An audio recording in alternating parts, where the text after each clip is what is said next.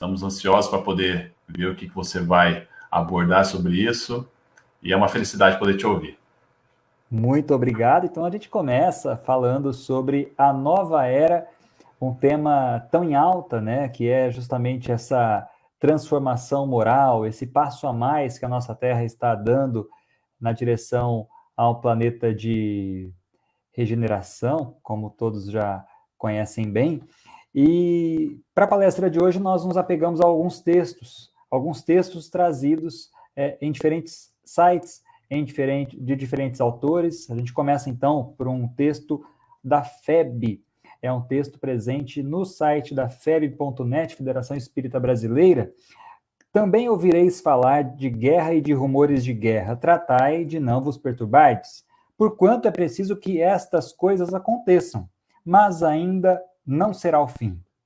Pois se verá povo levantar-se contra povo e reino contra reino, e haverá pestes, fomes e tremores de terra em diversos lugares. Todas essas coisas serão apenas o começo das dores. Isso está em São Mateus. Tá, está na Bíblia, é um texto bíblico, e aí nós continuamos.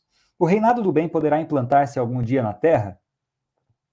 O bem reinará na terra quando, entre os espíritos que a vêm habitar, os bons predominarem, porque então farão que aí reinem o amor e a justiça, fonte do bem e da felicidade. É pelo progresso moral e pela prática das leis de Deus que o homem atrairá para a terra os espíritos bons e dela afastará os maus. Estes, porém, só a deixarão quando o homem tiver banido daí o orgulho e o egoísmo. O que a doutrina espírita pode dizer a respeito do fim dos tempos, isto é, como ocorrerá a transformação do planeta em planeta de provas e expiações para de regeneração? Através da busca da espiritualização, superação das dores e construção de uma nova sociedade, a humanidade caminha para a regeneração das consciências. E é justamente isso, é a regeneração das consciências. É o nosso modo de pensar, é o nosso modo de agir. Quando nós passamos por algo, principalmente agora a pandemia, talvez seja o momento da nossa atual geração, né, nessa atual existência, que nós observamos realmente as pessoas mais conscientes. Claro, não são todas, mas nós costumamos dizer que é uma equação. Quando a pandemia passar, teremos mais pessoas conscientes e menos pessoas inconscientes. Por mais que, às vezes, nós não consigamos observar grandes mudanças no comportamento humano, teremos sim pessoas melhores, pois todos nós estamos, de certa forma, sentindo, né, coisas tristes, sentimentos tristes, ou sentidos pela perda de alguém que se foi. A mídia tem apresentado com intensidade informações sobre episódios dolorosos e preocupantes para as pessoas, ante inquietudes, incertezas, inseguranças, decepções e o vazio existencial que a Joana de Ângeles tanto trata em diversos textos, já que nós costumamos buscar ilusões, sendo que essa terra, essa presente encarnação, ela é apenas transitória, não é verdade? Não é a nossa verdadeira vida. Nossa grande pátria é a pátria espiritual. Então é chegado o momento do Espiritismo cumprir o seu papel. O Consolador, que é o Santo Espírito que meu Pai enviará em meu nome, vos ensinará todas as coisas e vos fará recordar tudo o que vos tenho dito. Isto está no Evangelho de João. Na literatura espírita, é possível perceber o momento de transição que se vive e captar as orientações que emanam da espiritualidade, como, por exemplo, nos textos citados abaixo.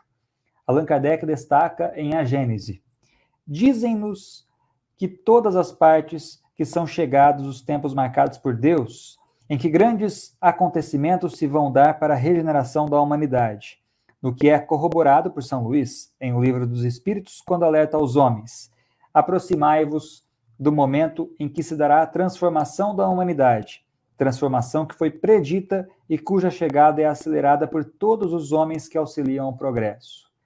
Isso eu posso dizer para todos que aqui se encontram, que na função da profissão, né, que exerço, nunca observei tanta gente engajada em fazer o bem.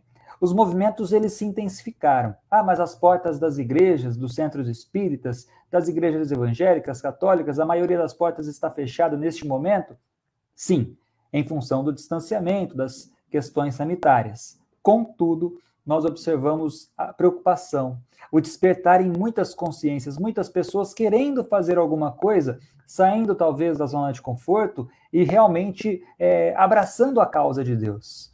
Nós costumamos dizer que a religião de Deus é a religião do amor.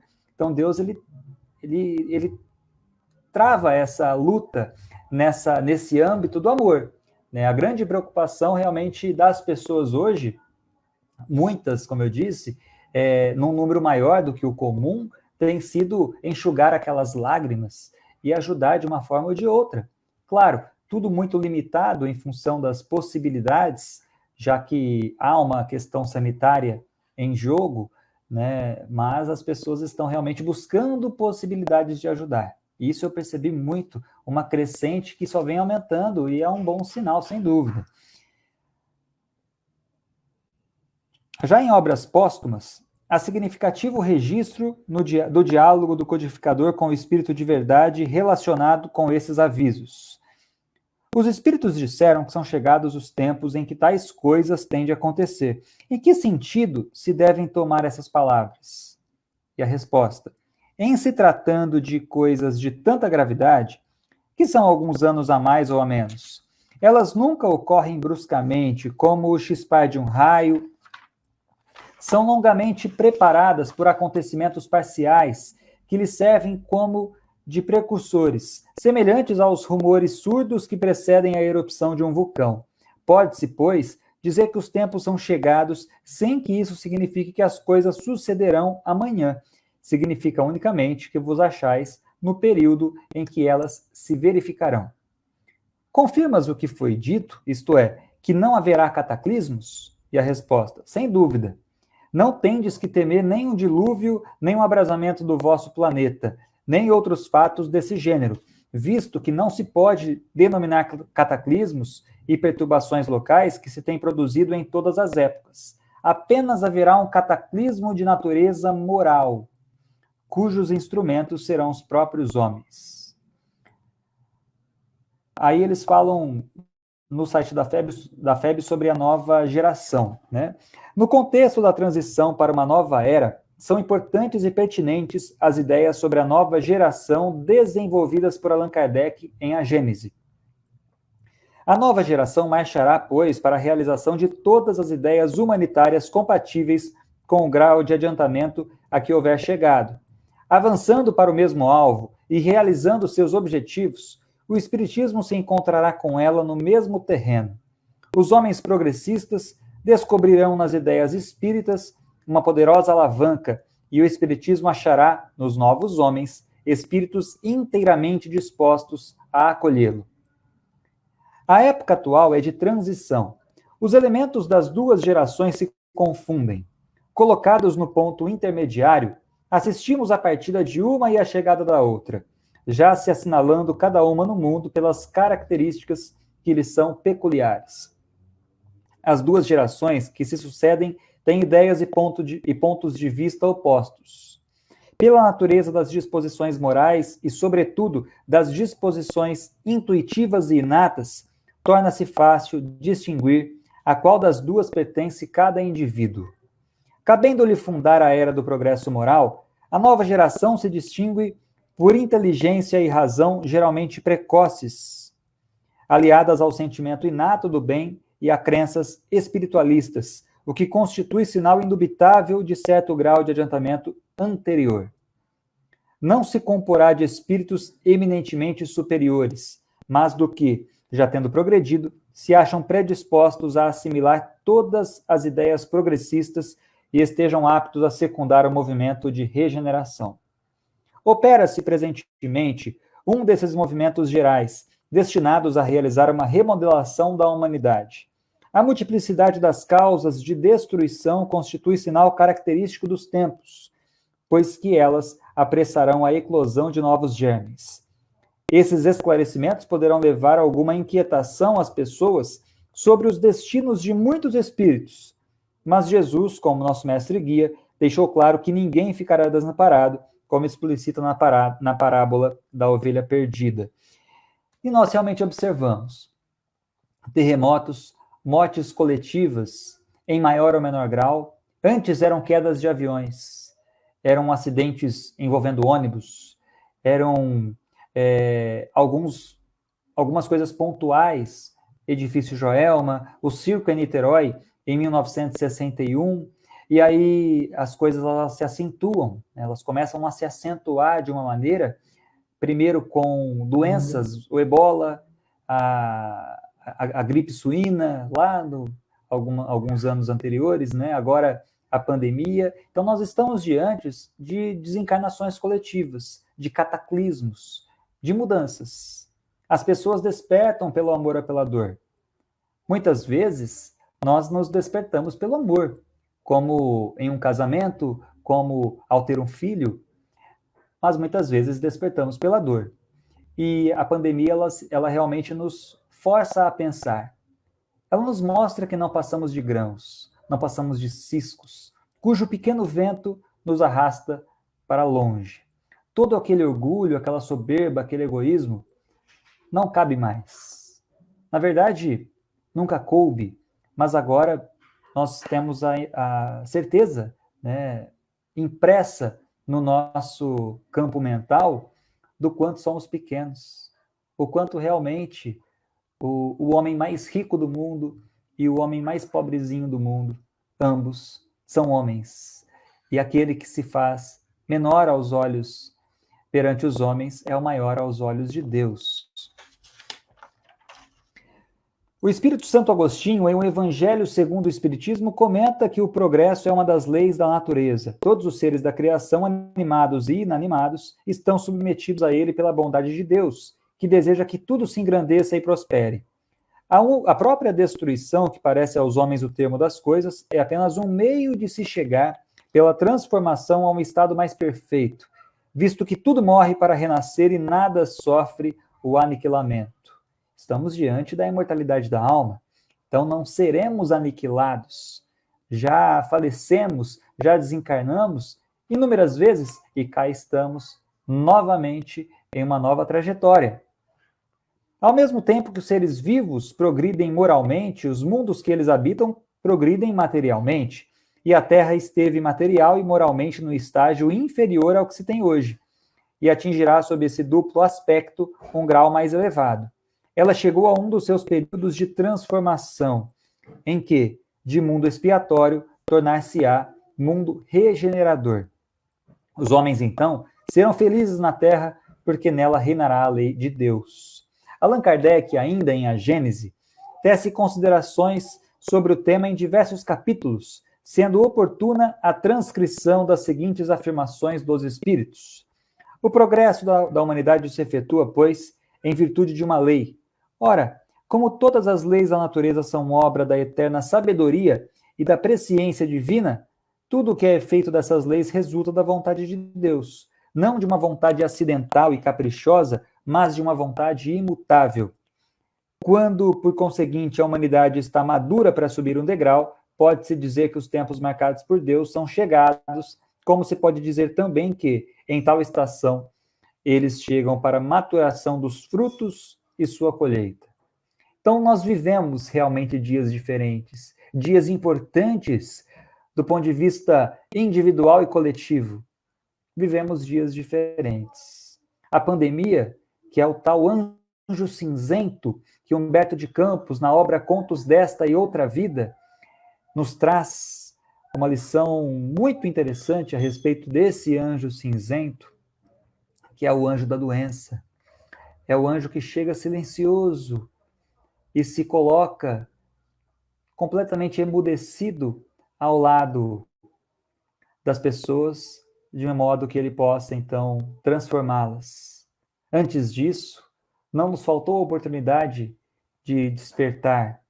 No entanto, de uma forma coletiva, nada é por acaso, a pandemia se fez necessária em função das lições e das transformações que ela nos trará.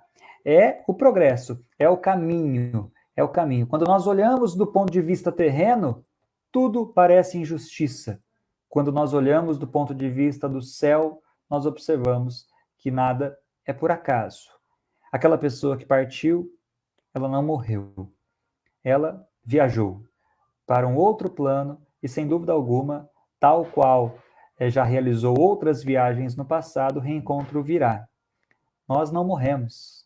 E essa é a grande ideia que o Espiritismo nos coloca. Nós não morremos, nós vivemos entre planos. As nossas encarnações elas são entretraçadas, né? Nós vivemos aqui, outra hora no plano astral, depois retornamos para novos aprendizados e por aí vai.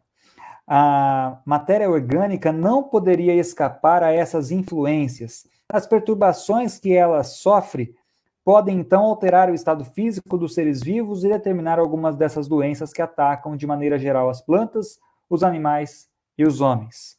Como todos os flagelos, essas doenças são para a inteligência humana um estimulante que a impele por necessidade à procura dos meios de as combater e à descoberta das leis da natureza. Já Emmanuel, no livro A Caminho da Luz, creio que muita gente já tenha lido essa obra, que ela é realmente uma obra muito interessante, muito bonita. Ele alerta que aproxima-se o momento em que se efetuará a aferição de todos os valores terrestres para o ressurgimento das energias criadoras de um novo mundo. Em outra parte da mesma obra, pondera que numerosas transformações são aguardadas, e o Espiritismo esclarece os corações, renovando a personalidade espiritual das criaturas para o futuro que se aproxima. Então a Terra, como aquele mundo longínquo da capela, vê-se-á livre das entidades endurecidas no mal. Ficarão no mundo os que puderem compreender a lição do amor e da fraternidade sob a égide de Jesus, cuja misericórdia é o verbo de vida e luz desde o princípio. E aí Emmanuel continua. Depois da treva surgirá uma nova aurora. Luzes consoladoras envolverão todo o orbe regenerado no batismo do sofrimento. O homem espiritual estará unido ao homem físico para sua marcha gloriosa no ilimitado, e o espiritismo terá retirado dos seus escombros materiais a alma divina das religiões que os homens perverteram, ligando-as no abraço acolhedor do cristianismo restaurado. Trabalhemos por Jesus, ainda que a nossa oficina esteja localizada no deserto das consciências.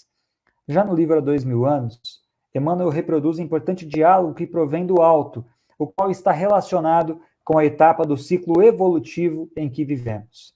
Sim, amados meus, porque o dia chegará no qual todas as mentiras humanas hão de ser confundidas pela claridade das revelações do céu.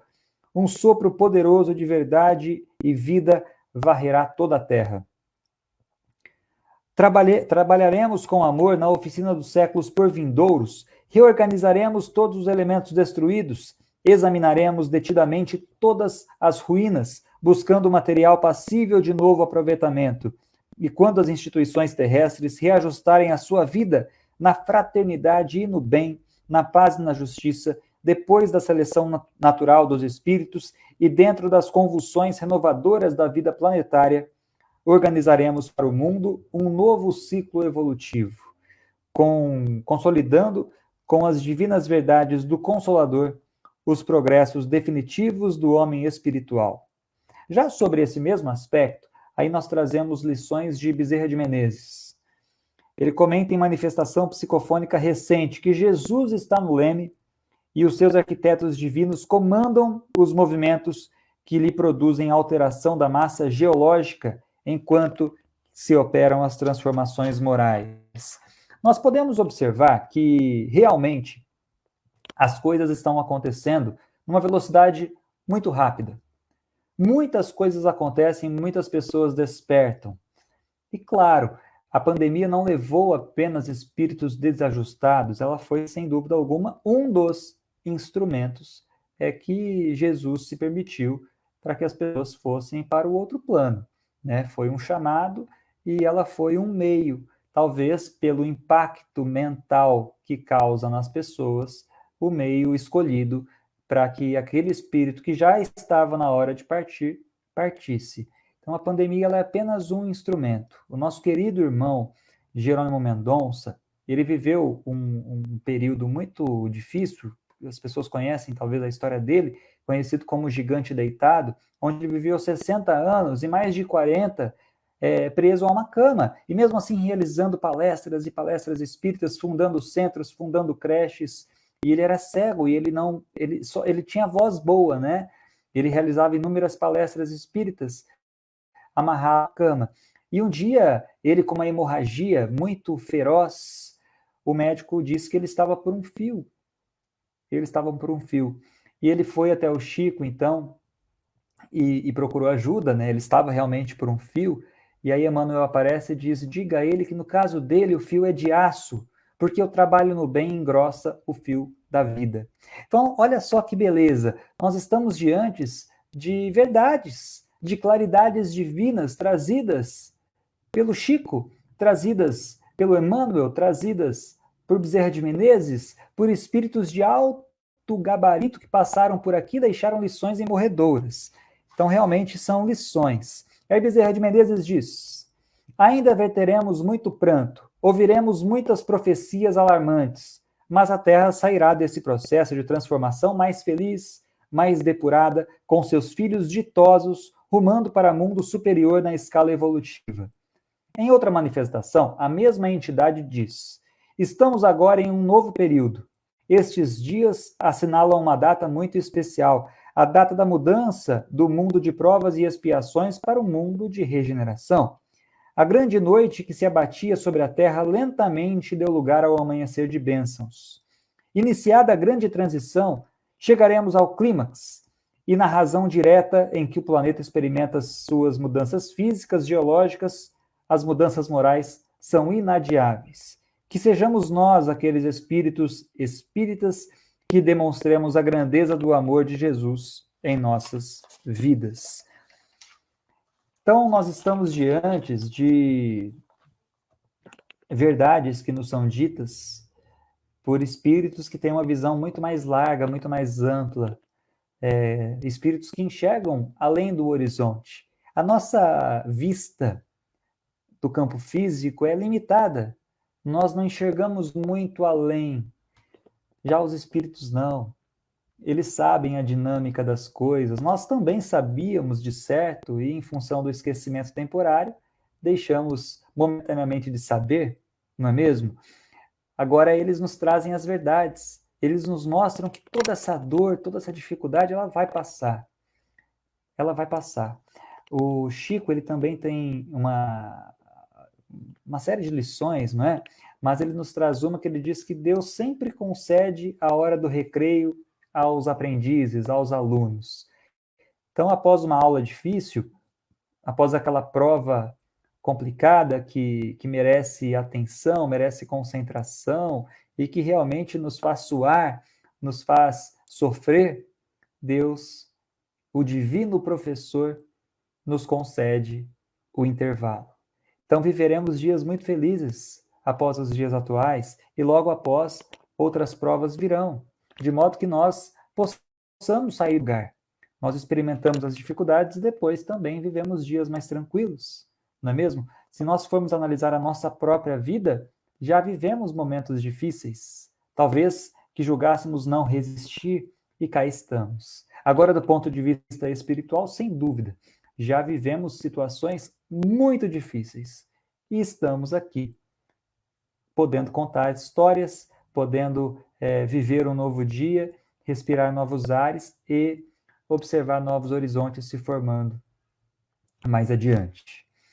Dentro da visão sobre a nova era, comentou Emmanuel numa das suas primeiras obras psicografadas por Chico, em A Caminho da Luz, todos os espíritos de boa vontade poderiam trabalhar pelo advento da paz e da fraternidade do futuro humano, e foi por isso que, laborando para os séculos por vindouros, definiram o papel de cada região no continente, e localiza ainda seu coração nas extensões da terra farta e acolhedora onde floresce o Brasil, na América do Sul.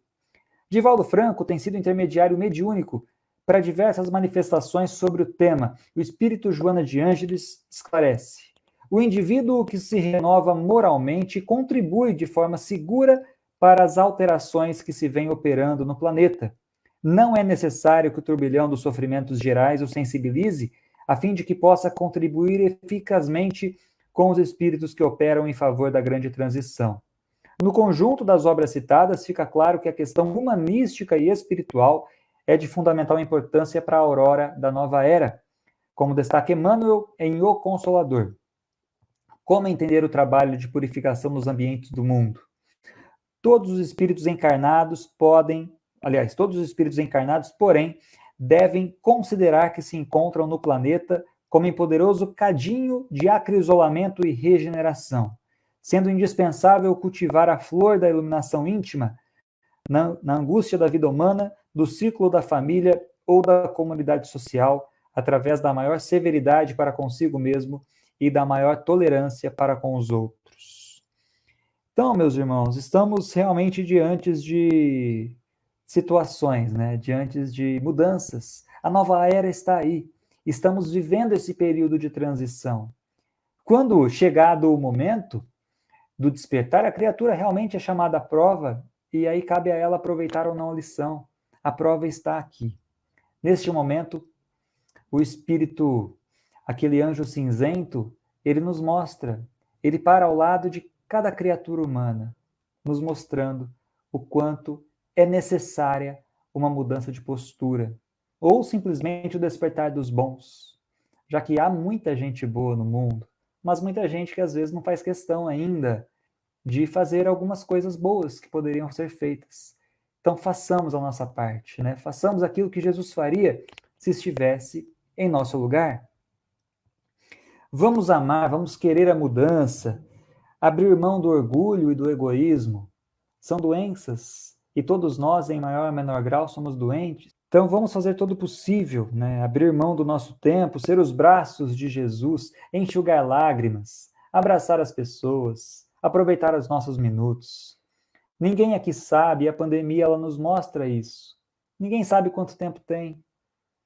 Nesse período todo, eu me despedi de inúmeras pessoas queridas, que numa semana tais pessoas estavam boas, na outra hospitalizadas, na outra desencarnadas. Creio que nesta altura do campeonato, todos já ou perderam alguém ou conhecem alguém que passaram por isso, né? E então, todos nós devemos fazer aquilo que Jesus faria, simplesmente pensar. Há algum desafeto, alguma dificuldade? Peça perdão. Ah, mas eu não estou errado. É melhor ter paz do que ter razão. Então vá, peça perdão, mesmo sem estar errado. Um dia, o outro espírito desperto que vai perceber aquilo que você fez. É caridade. Pelo menos a animosidade se extingue. Então peça perdão. Faça aquilo que Jesus faria se estivesse em teu lugar. Ligue para aquela pessoa que você não fala há muito tempo e que merece atenção. Ligue para ela, diga que ama. Pense positivo. Todas as pessoas estão se transformando mais velozmente ou mais vagarosamente, não é? Todos nós estamos nos modificando pouco a pouco. É como uma aula de matemática. Passado esse período, teremos mais pessoas boas e menos pessoas ruins. Vamos ler, estudar o Evangelho, nos manter equilibrados, marchar. Chico Xavier deixou 412 obras, e dentro da literatura espírita são milhares de obras. Ninguém sai pior depois de um livro. Todos nós aprendemos, todos nós nos edificamos, todos nós criamos possibilidades e ficamos mais fortes. Deus manda o frio conforme o cobertor, né? E a cada leitura, a cada palestra, nós aumentamos o tamanho do cobertor. E aí fica mais fácil enfrentar o frio. Vamos seguir também o que diz a Madre Teresa de Calcutá, que eu a comparo muito com Chico, pelo trabalho social que realizou. Ela diz que tudo o que eu fiz, eu sei que foi apenas uma gota no oceano, mas sem essa gota o oceano seria menor. Então olha só a beleza, a profundidade do que esses espíritos lindos nos mostram. São inúmeras lições, lições que não morrem, lições que não se apagam, lições que ficam. Então vamos nos manter equilibrados através da prece e seguindo o que a própria Madre diz: as mãos que ajudam são mais sagradas que os lábios que rezam. Vamos seguir as lições que a Madre Teresa de Calcutá nos deixou. Vamos seguir as lições que Mahatma Gandhi nos deixou e nos deixa quando, durante uma guerra civil na Índia, ele cercado por um soldado inglês, aquele soldado começa a lhe espancar e ele cai completamente mudo, emudecido no chão, e aquele soldado diz: quem te ensinou a ser tão covarde? E ele aponta para a região do pescoço do soldado, apenas aponta. E o soldado então cai em prantos, dobra os joelhos e cai em prantos. Ele havia apontado para o crucifixo que o soldado carregava no pescoço. E o soldado percebeu que ele próprio, que carregava a imagem de Jesus, não seguia o que ensinava o mestre. Foi uma lição de Mahatma Gandhi, uma lição que fica lá nos anos 40, uma lição que até hoje nós podemos aplicar, seguindo os passos do mestre. Gandhi ainda diz que se todas as obras fossem queimadas e restasse apenas o Sermão da Montanha, então nada estaria perdido. Vamos estudar o Sermão da Montanha. Vamos fazer aquilo que o mestre faria. Vamos fazer aquilo que nós gostaríamos que o outro nos fizesse. Vamos ver o outro como irmão, como uma casa em construção, uma casa que ainda faltam alguns tijolos para ser concluída, igual a nós. Vamos abraçar as pessoas, vamos cuidar das pessoas, vamos ter tolerância, vamos ter amor, mais amor. E aí nós estaremos, então, nos modificando, abrindo mão do velho eu, das nossas inferioridades morais e abraçando o que é de Deus. E então, mais conscientes em função das lições que nós vamos aprendendo nos livros, a nossa consciência, ela passa a nos advertir diante de quaisquer erros, menores que sejam, dizendo: você está errado.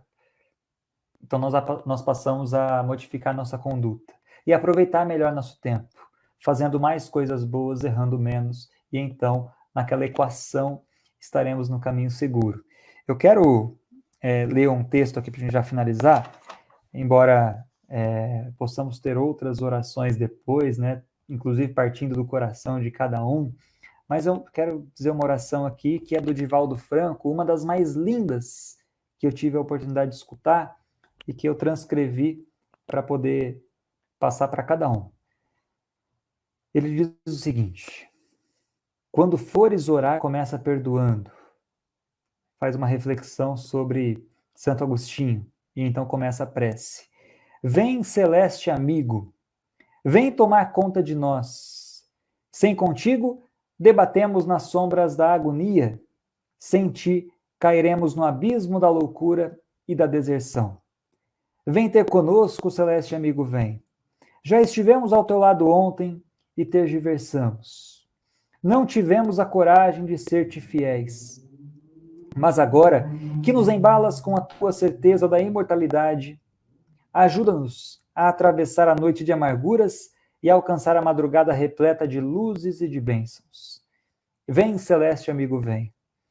Não temos outro roteiro a seguir, senão a balada da tua voz de ovelha mansa que desce até o córrego para confraternizar com o lobo voraz. Vem, celeste amigo, vem, e dá-nos o teu bastão, para que não tropecemos na estrada ínvia que percorremos e possamos galgar a montanha da plenitude. Vem, celeste amigo, vem, e apieda-te da nossa dificuldade de crescer e de servir, porque nós te amamos.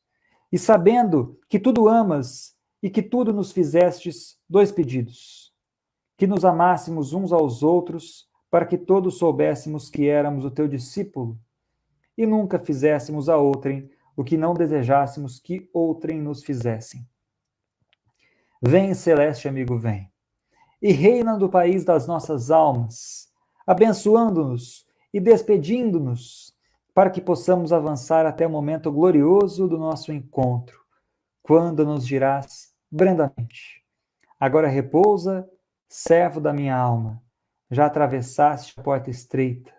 Eu aqui estou contigo, não temas nunca. Então, uma das mais belas preces que o Espiritismo nos proporciona, do ponto de vista moral, intelectual, é uma palestra linda que o Divaldo ele narra em uma de suas palestras e que realmente faz toda a diferença. Então é isso, estamos diante de um novo horizonte. Nós sabemos que um horizonte de lutas, de muitos combates, mas cujo principal combate tem que ser aquele combate nós contra nós mesmos, né? Eu contra eu, você contra você, lutando contra as suas inferioridades, eu contra as minhas, e então teremos um mundo melhor, um mundo mais justo, um mundo mais humano, e estaremos também caminhando na direção correta e atravessando aquela porta estreita. Um grande beijo no seu coração e até a próxima palestra.